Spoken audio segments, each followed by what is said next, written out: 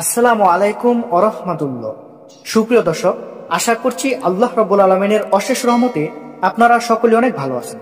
তো দর্শক, আজকে তুফাজ্জল নামে এক দিনী ভাই আমাদের মাঝে প্রশ্ন করেছে এবং উনি জানতে চেয়েছেন, মুখতারাম, আমি জানতে চাই যে খাসি দিয়ে অথবা বলদ গরু দিয়ে কুরবানি করা জায়েজ আছে কিনা।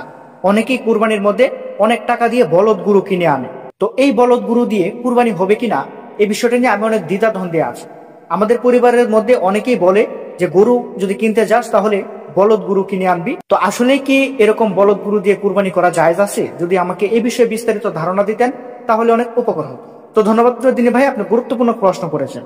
তো সেই বিষয় সম্পর্কে বলা যায়, দেখুন, বলদ মানে হচ্ছে এমন গরু যেটিকে কাজ করার জন্য ব্যবহার করা হয়, যেমন হাল চাষ বা মাল টানা। এখন প্রশ্ন হলো, এই বলদ গরু দিয়ে কুরবানি করা যাবে কি? উত্তর হচ্ছে হ্যাঁ, কুরবানি করা যাবে। ইসলামে কুরবানির জন্য পশুর প্রধান শর্তগুলো হলো, তা হতে হবে গৃহপালিত পশু, যেমন গরু, ছাগল, ভেড়া বা উট। এবং 2 নম্বর পয়েন্টটি হচ্ছে নির্দিষ্ট বয়স পূর্ণ হতে হবে।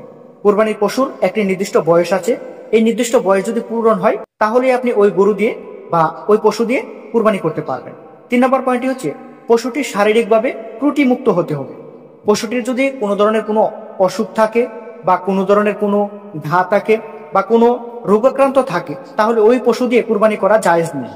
তাই অবশ্যই কুরবানির পশুটি শারীরিকভাবে সুস্থ হতে হবে। তো বলদ গরু গৃহপালিত পশুর অন্তর্ভুক্ত। এখন যদি বয়স ও শারীরিক শর্ত পূরণ হয় তবে এটি কুরবানির জন্য একেবারেই বৈধ।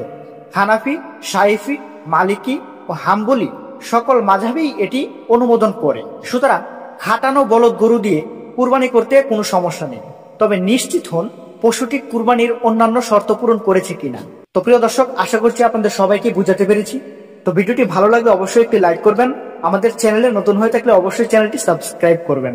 সকলেই ভালো থাকবেন, সুস্থ থাকবেন। আসসালামু আলাইকুম, আল্লাহ হাফেজ।